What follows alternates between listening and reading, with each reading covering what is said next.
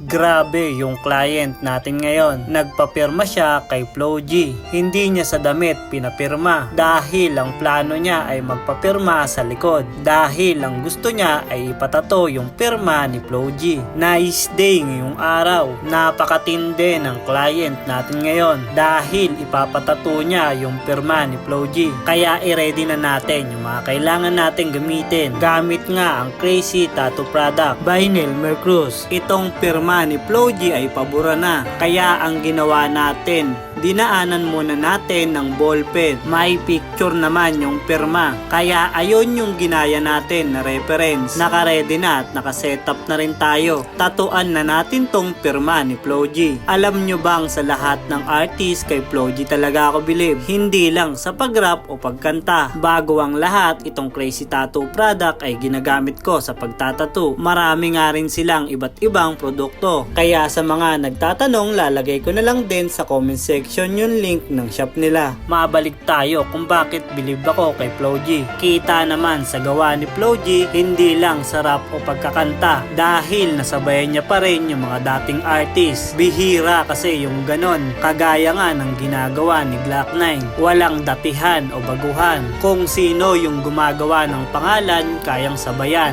Kung baga si Flo G yung pinaka nakasabay sa lahat.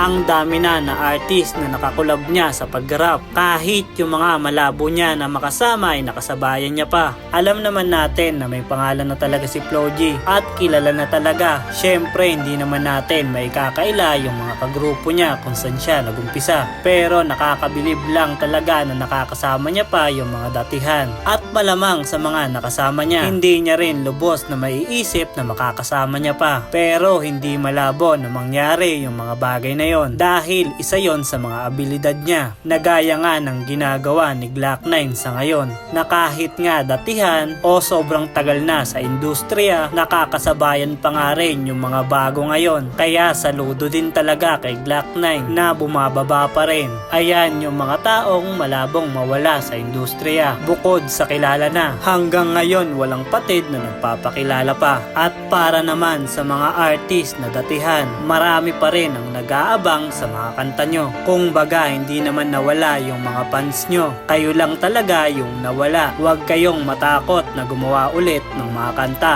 dahil alam kong marami pa rin ang nag-aabang sa inyo. Sabayan nyo yung mga bagong era ngayon. Gaya nga ni Glock 9 na sobrang tagal na ay nilaro lang. Laruin nyo lang yung game lalo na ngayon. Kung baga nagawa nyo na nga dati, mas lalo pa sa panahon ngayon. Bukod sa mga fans nyo, marami pa rin namang susuporta na artist kaya nga ni Glock 9 at Flo G. Pero syempre kailangan mo pa rin ng lakas ng loob dahil hindi yung ibang tao ang mag-aangat sa'yo. Ikaw lang din kaya mas galingan mo. Kaya sa lahat ng artist, hindi lang sa artist pati tattoo artist, magpatuloy lang dahil lahat ng mahuhusay ngayon ay hindi naman din ganun kagaling dati. Nagsikap lang sila para matuto at maging mahusay. Kaya ano pang hinihintay? Galaw-galaw kapatid, sabayan natin yung agos ng panahon ngayon. At eto na nga, tapos na rin tayo at eto na nga yung kinalabasan sa ginawa nating tattoo.